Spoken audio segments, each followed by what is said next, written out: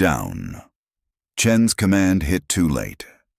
Master Sergeant Cole Maddox was already on the floor. His shoulder slammed flat. His mouthguard skidding across the mat. A 20-year veteran, taken apart in front of 28 recruits. And the one who did it didn't even blink. Private Erin Vale stood over him steady. Calm, boots locked, not a hair out of place. No celebration, no shock, just silence. Then Maddox's voice. Low and burning again. 5 minutes earlier, Fort Kestrel Training Bay. C. Charlie. Heat pressed down like a second ceiling. Fluorescence buzzed. Dust floated in hard white light. Maddox paced the line 6'3", 220, built from habit and authority. He'd been breaking recruits for years. Today was supposed to be routine. Every battle starts before the first shot. He barked. Today we find out who folds first. He pointed. Vale, front and center. The recruits shifted. Some grinned. Some pitied her. Vale, the quiet one. Quiet. The one who never spoke unless ordered to. She stepped forward. Voice even. Reporting as ordered. Master Sergeant. Maddox circled once. You ready for a demonstration? Yes, Master Sergeant. This isn't sparring, it's instruction. Physics versus pride. A few laughs. She didn't join them. At the wall. Staff Sergeant Arya Chen kept notes. She'd clocked Vale during the morning comms checks, tone clean, clipped, confident. Not like a recruit repeating drills, but like someone who'd given the orders before. Rules of engagement, Maddox asked, verified and confirmed. Master Sergeant. Chen's brow tightened. That phrasing, verified and confirmed, belonged to officers, not rookies. Maddox grinned. You make it sound like an operation. Every engagement is one, Master Sergeant. The laughter stopped cold. Then Maddox moved, fast, hard, real. Vale didn't retreat. She pivoted. A shift of stance, a grab at his forearm, a sweep behind his leg, and Maddox hit the mat like a dropped weight. Gasps. Silence. Maddox rolled, stunned, then stood, again. She nodded once. Yes, Master Sergeant. He came faster this time, no restraint.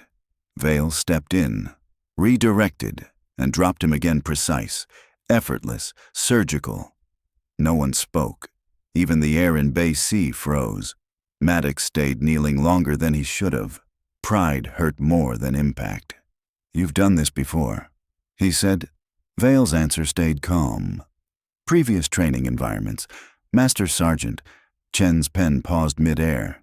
Previous training environments, not courses, not exercises. Language from command briefings, not boot camp. Maddox studied her, eyes narrowing. Whose idea was this demo yours? Master Sergeant, and the result, a lesson completed. He exhaled. Back in line. Private. Yes, Master Sergeant. Vale returned to formation, measured steps. Steady breath. No hint of pride or fear. She didn't look back. She didn't have to. Chen wrote one final note across her clipboard, ROE syntax command level. Verify background. Where are you tuning in from? Soldier, stand by, the next mission's already loading. The morning heat was already biting through the walls of Fort Kestrel. Inside Training Bay Charlie. The air hummed with the nerves, 30 recruits standing shoulder to shoulder, sweat cutting clean lines through dust. Master Sergeant Rourke stood in the center like a pillar carved from bad decisions. 6'4", 230 pounds, 15 years of close quarters combat. To him, this was routine. Pick a weak recruit, break them fast, rebuild what's left. Today's lesson would have been the same until he called a name that made every head turn. Private Erin Vale, front and center. A ripple went through the line. Some smirked, others winced. Vale, the polite one, quiet voice, perfect uniform, no swagger. She moved with a steadiness that made people underestimate her. She never spoke unless addressed, never argued, never flinched at barked commands, and that, somehow, unsettled everyone. She stepped forward. Boots exact, posture crisp. Reporting as ordered. Master Sergeant.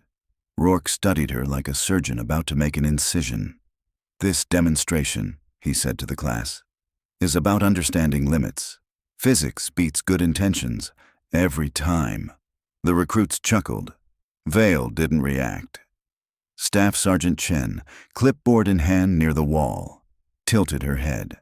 There was something about the way Vale repeated radio checks earlier that morning, clean, clipped, no hesitation.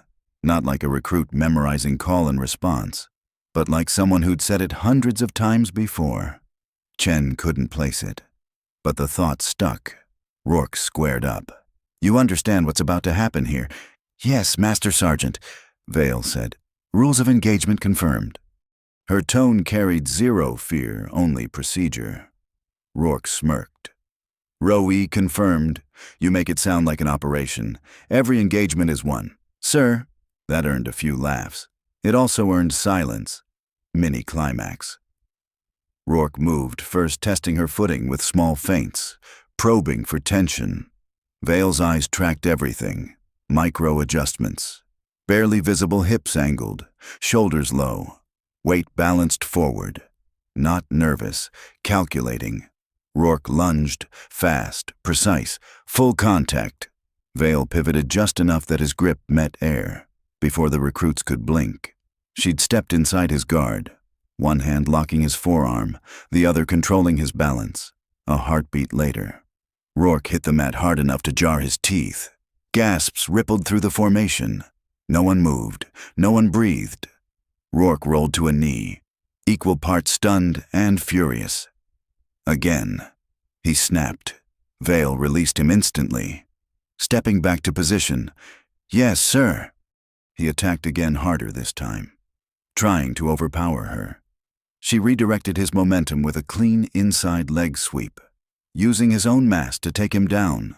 Controlled, clinical, not a hint of aggression. This time, she didn't press the advantage. She simply waited, calm, centered. Rourke sat on the mat, blinking at her like a man trying to remember what just happened. Chen's pen froze halfway through her note. Mini-climax. Rourke stood slowly, breathing hard. You've done this before. Vale's answer was the same calm tone that carried through every drill. Yes, Master Sergeant, in previous training environments. That phrasing made Chen glance up sharply. Previous training environments. Not courses, not exercises. Language that belonged to command briefs. Not recruits. Rourke's jaw tightened. He wasn't angry anymore, he was calculating. Whose idea was this demonstration? Yours, sir. And the result, a lesson completed. Rourke exhaled. Get back in line. Private. Yes. Sir. She turned and walked with that same even pace, neither triumphant nor shaken, the kind of movement that left people unsure if they just witnessed a miracle or a warning. As the recruits whispered, Chen wrote one more note at the bottom of her clipboard, ROE syntax command level. Verify background. The bay lock slammed like a verdict. Steel teeth bit into the door rails. Echo ricocheting off concrete. Every recruit flinched. No one moved. The red CCTV light went dark, then green like an eye changing its mind. Training Bay C, stand down. The intercom repeated, louder now, closer, do not release the recruit. Chen planted herself between Vale and the doors. Identify, over, static. A breath. Then the same calm voice. Command. Maddox rose in one smooth motion, sweat cutting bright lines along his jaw. That you, sir, use your call sign. Silence that meant no. Mini-climax. The bay doors cracked open 3 inches against the locks. Someone fighting the control from the outside, then stopped with a tortured groan. A baton slid through the gap and rattled to the floor. MPs, the medic whispered. Boots pounded the corridor. Flex cuffs rustled like dry leaves. Chen spoke without turning. Private Vale. Parade rest. Vale obeyed. Hands loose. Eyes soft. Nothing sharp about her except the air around her. Maddox stepped forward until his shadow covered part of her shoulder. It was subtle ownership without contact. "This is my bae," he said. "My student. You want her, you come through me, not an intercom, Master Sergeant." Vale's voice was steady. "Stand down." He didn't. Not yet. He watched the gap in the doors the way men watch doorways in bad cities. The intercom clicked again. "Training Bay C, unlocked now. Sergeant, remove your personnel from negative." Chen cut in, her tone turning to steel. "We don't open anything until I see a face and a rank. ROE is in effect. Safety calls trump everything." Minnie twisted the CCTV on the far wall, flickered to a different angle, top-down now. Not bay level. Someone had admin access. The recruits shifted like tall grass in wind. No one talked. They stared at Vale the way people stare at a knife on a table. The doors gave an inch. Enough for a voice from the corridor to wedge through. "Police this up. Bay C. On me." It wasn't a bark. It was a mood. Authority without heat. Chen blinked once. Then she exhaled. "Open." The locks shuddered, then released. 2 military police slid in first, M18s holstered, palms up, vests reading security in block letters. Behind them came a captain in OCPs. Sleeves tight, jaw tighter. He flashed an ID card and kept it high. "Captain Rourke, Installation Security." He said, "Eyes on Vale. That recruit is to be detained pending on whose order," Chen asked. Rourke didn't look at her. "Command. Name." He didn't answer. He stared at Vale as if she were a solved equation he didn't like. Maddox took a half step that looked like a weight shift and felt like a threat. "You don't touch my student without a signature and a human being attached to it." Rourke's gaze ticked to Maddox's taped shoulder, then back. His hand hovered near his radio. "Sergeant, you're 1 inch from insubordination. Then give me a 2nd inch worth taking," Maddox said. Minnie Climax Vale broke the line herself. She stepped forward and offered her wrists. Palms up, no tremor, no drama. "Don't," Chen said. "It's training." "Sergeant," Vale replied, "and it's over." Rourke nodded at his MPs. One moved in, flex cuffs poised. Vale turned her head a fraction toward Maddox. "Sir, stand down, please." There was gratitude in it that didn't belong to a recruit. He clenched his jaw. Then he did what every good NCO does when the room is bigger than his rank. He stepped back. The MP reached for Vale's left wrist. Mini twist. The intercom exploded so loud, the audio clipped. A different voice this time, older, heavier, wearing command like a fitted suit. "Belay that. All elements freeze." The MPs froze. The recruits forgot to breathe. Colonel Peter Hollis walked in like the room was already his. No noise, no fuss. A presence more than a man. Ribbons neat as a ruler. He didn't look at Rourke. He didn't look at the MPs. He looked at Vale. "Captain," he said, at ease. The word detonated. 28 heads snapped between Vale and Hollis so fast the room seemed to tilt. The MP holding the cuffs actually forgot to let go. Maddox's mouthguard was in his fist, without him remembering taking it out. Chen didn't move at all. Only her eyes shifted, measuring shock on every face like data points. "Sir," Vale answered softly. The rank slid into the air like a knife unsheathed.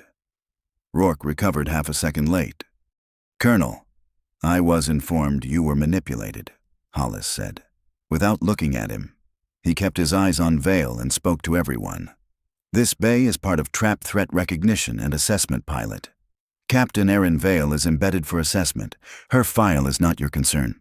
Your judgment is—" Maddox took it like a punch he deserved and didn't. His shoulders stayed squared. His voice didn't. "You could have said something," he told Vale, "and ruined the measure." Her eyes softened. "Just for him. You're not what they warned me about." "Master Sergeant," Hollis's radio chirped on his chest. A thin, nervous voice bled through. "Sir, Command Net reports the arrest order. Didn't originate here." The room chilled 5 degrees.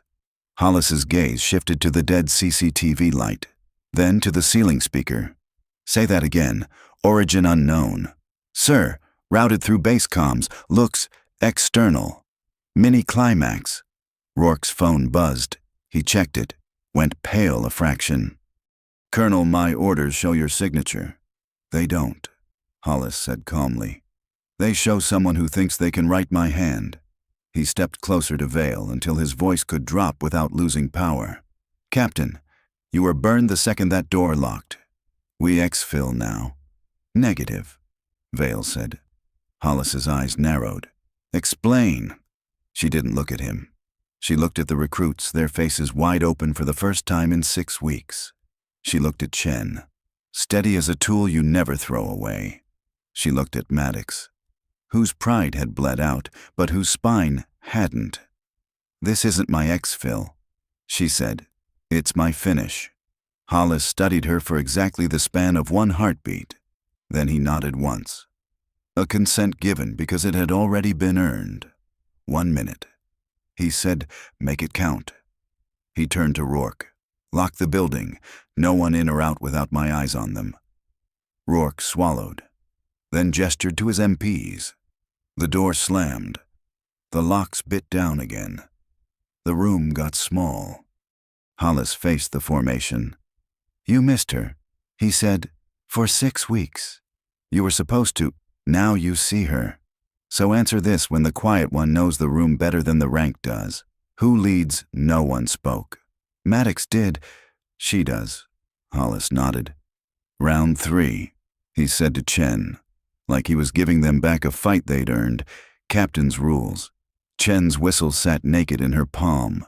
She didn't raise it. Captain, she said to Vale. What are your rules? Vale's eyes tracked the ceiling speaker, the CCTV, the door. Her voice was a scalpel. Find the leak, she said, and make sure it isn't standing in this room. The intercom clicked one last time, faint, almost a whisper, like a breath pressed to the mesh. Too late. Captain, the voice murmured. I've been here the whole time. Every head turned toward the observation deck as a shadow stepped forward, and the glass caught a face they all knew. The glass on the observation deck caught the light and gave the face a halo it didn't deserve. Major Grant Ellison, Battalion XO, the man who signed weekend passes and shook hands at graduations, the one who knew everyone's name. He looked down at them like he always did, calm, practiced, unbothered. Then he reached past the rail and killed the house speakers with a flick of his wrist. Hollis didn't look up. He looked at Vale. You knew it wasn't Rourke. Vale's eyes never left the deck. He spoke like comms, not like command. Maddox stared so hard at Ellison his pupils shook. Sir, permission to denied, Hollis said quietly. The room breathed again. Barely. Ellison descended the metal stairs with the lazy confidence of someone who believed in doors opening. MPs shifted their weight without meaning to. Chen didn't move at all. Her hand hovered a half-inch from her whistle like she might need it to cut air. Stand easy, Ellison said, stepping onto the mat as if it belonged to him. His smile had the exact wrong temperature. Colonel, you're late to your own test. This isn't my test, Hollis replied. Of course it is.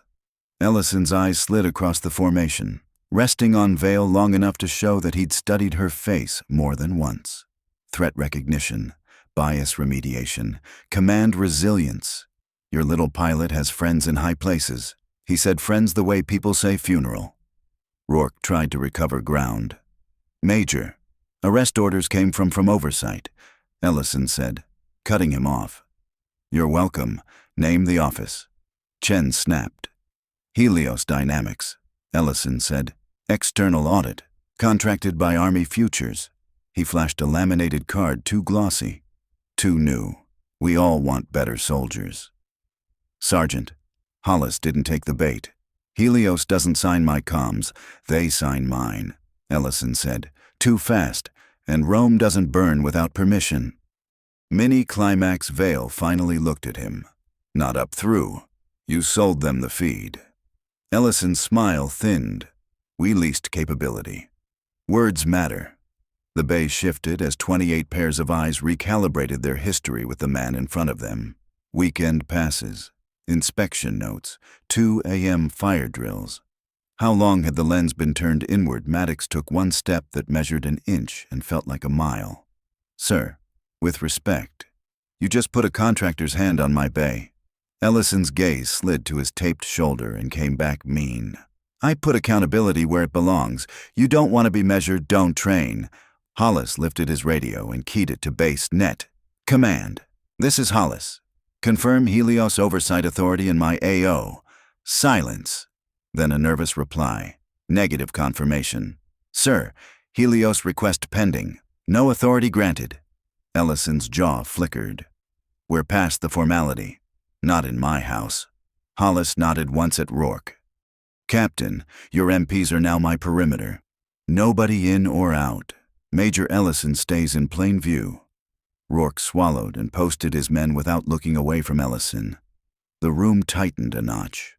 Minnie Twist Chen turned her clipboard around. On the back, between taped corners, sat a printout of CCTV access logs she'd highlighted in red. Sir, she said to Hollis, Camera 3 switched admin passwords 2 nights ago. Origin staff office, the XO's machine. Ellison didn't blink. Because I'm the XO, I audit. That's my job. You don't audit by forging arrest orders, Hollis said, voice like a locked door. Ellison shrugged like a street fight hadn't started. No one forged. We simulated. Trap is assessment. Colonel, assessment doesn't ask permission. The recruits felt the sentence hit their ribs. If this was an exercise, why did it feel like a crime? Vale broke the tension with a tone that was both apology and blade. Sir, she said to Hollis, recommend we stop talking about a leak while standing in the leak. Hollis nodded once. Agreed. He turned to formation. Listen up. You failed to see her. Good. That was the point. Now see this. The quiet one doesn't just hide, she reads. Captain Vale, the bay is yours. Every head snapped back to her. Vale didn't raise her voice. She rearranged the air. Line 3, she said, and the recruits moved, 12 to the left, 16 to the right. Lanes opening like doors. Training became cordon in one breath. Chen slid to the comms rack and pulled the hard line. CCTV screens died to black. Ellison clapped once, mocking, adorable. Hollis ignored him. Captain Vale, you will state for the record what Helios compromised. Vale's eyes stayed on Ellison. Access, not content. They wanted eyes on our reactions, not our files. She paused, and they wanted me to flinch. Did you? Maddox asked. Unable to help himself? Not yet, she said. Mini climax. Rourke's radio buzzed a low priority tone that didn't belong to their spectrum. He frowned, tapped the display. His face drained a shade. Colonel external ping on our net, short burst packets, originating from inside the building. Chen's eyes lifted to the rafters, where Rourke swallowed. Observation deck. Ellison smiled. Too soon. Hollis didn't move. Major, step back from the stairs. I outrank her. Ellison said softly, chin indicating Vale. Not anymore. Hollis said, not while she's the only one in this room who knows what we're looking at. Ellison's jaw flexed. He took half a step and stopped when Maddox drifted into his path. Not a block. A reminder. Emotion bled in around the edges, small, human, unavoidable. A recruit shifted, ashamed of 6 weeks of laughter he couldn't take back. Another stared at Vale like she'd been hiding in plain sight beneath his own ignorance. Chen set her jaw the way people do when they pick a side they can live with. Then the lights dimmed. Not a kill switch, an intentional brownout. Slow enough to taste. Emergency bars came up red along the walls. Somewhere, a generator coughed toward life. Rourke's radio crackled again. Sir Base Network just spun a new profile. Tag reads TR null. Flagged at high classification. No content. Hollis's eyes hardened. He knew that code. Vale did too. They looked at each other for the first time like two people who'd been on the same mission once and never spoke about it again. Say it, Vale murmured. Hollis didn't. He didn't need to. TR null was a purge order when a pilot couldn't be contained. You didn't salvage it, you erased it. Mini-climax. The far bay door beeped. Not the lock, the emergency override box in the wall. A green LED blinked alive that no one had ever seen lit. Ellison's smile turned inside out. "See," he said. "Oversight approves." Chen stepped toward the box and stopped when Vale lifted a finger. "What is it?" Chen asked. Vale's voice went quiet enough to carry. "It's not for us." "Then who?" Maddox asked. "Me." Vale said, "It's an extraction that doesn't need me breathing." The room tasted metal. Even the air chose a side. Hollis stepped in close enough that only she could hear him. "I can get you out. You can get us out," she corrected. "Or you can finish the lesson. And the lesson is..." Her eyes went to the recruits, to Maddox, to Chen, then back to Ellison's empty smile. "That rank doesn't find the leak. People do." She turned to Rourke. "Kill building power. Hard. Now." Rourke hesitated. She held his stare the way you hold a line. He keyed the switch on his belt. The lights died. A second of absolute dark. The bay inhaled. Then a pale rectangle lit the observation deck. The glow of a phone held low. A thumb moved. A message sent. Hollis's radio chirped one last time. A cold, computer-clean voice replaced the human ones. "TR null confirmed. Execute purge. Priority target Captain Erin Vale." The voice from the radio bled through the dark like a blade through cloth. "TR null confirmed. Execute purge. Priority target Captain Erin Vale." Hollis tore the battery out, sparks biting his hand. Emergency lights pulsed red, painting every face like a crime scene. Rourke manual lockdown. "Now." The captain moved, killing network feeds one by one. Maddox's voice cracked the silence. "Sir, that was a kill order." "No," Vale said quietly. "That was insurance."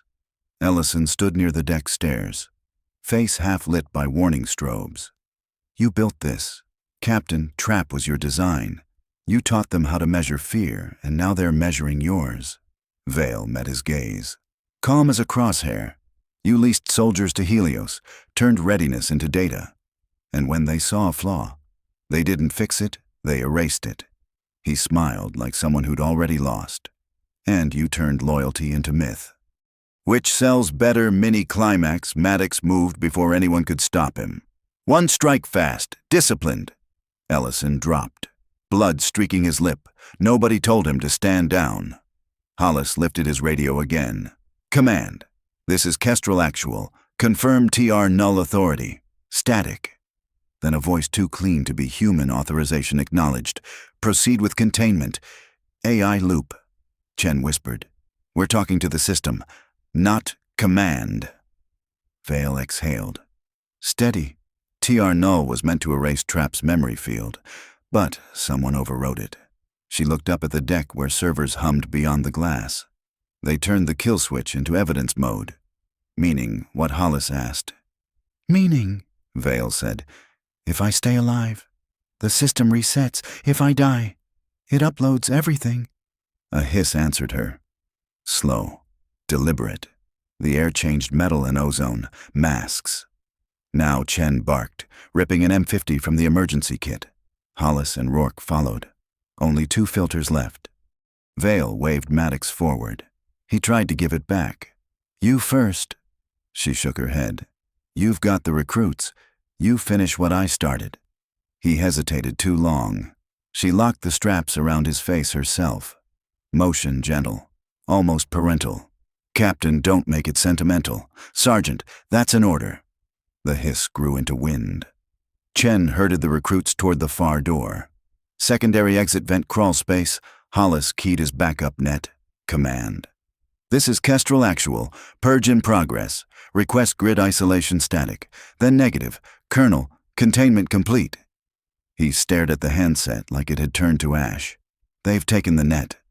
Vale turned toward the observation deck. Each step rang against the steel steady. Certain. Maddox reached for her sleeve. "You go up there, you don't come back." She paused just long enough to touch the edge of his mask. "You can't teach respect with fear. Sergeant, only with witness. Then she climbed. Ellison groaned, one knee under him. His hand brushed his sidearm reflex more than thought. You think dying makes you a martyr? He rasped. Vale didn't turn. No, it makes you a record. The gun cracked once. Echo rolled through the bay like thunder trapped in metal walls. When the hiss finally faded, Chen and Hollis found her at the top of the stairs, still upright, hand resting on the rail, eyes fixed on the shattered server core. No blood, just stillness. The console beside her flickered. Text crawling across green screen: TR null, override complete. Trap protocol converted witness mode. All personnel reclassified witnesses. Chen's voice broke through the silence. Sir, what does that mean? Hollis's eyes stayed on the screen. It means someone higher up saw enough. Maddox swallowed hard. So, she won. Hollis holstered his sidearm slowly. No, she proved it. Outside. Dawn cracked over Fort Kestrel, light cutting through vent smoke, washing the bay in pale gold. The only sound left was the faint click of the CCTV rebooting, its lens trembling back to life, searching for a signal that no longer existed.